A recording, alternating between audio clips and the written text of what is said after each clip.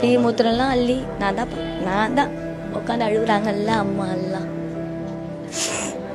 எல்லாம் உட்காந்து 24 மணி நேரம் ஆஸ்பத்திரியில் உட்காந்து நான் தான் நைட்டு பகல் நான் தான் இருப்பேன் ஆஸ்பத்திரியில்.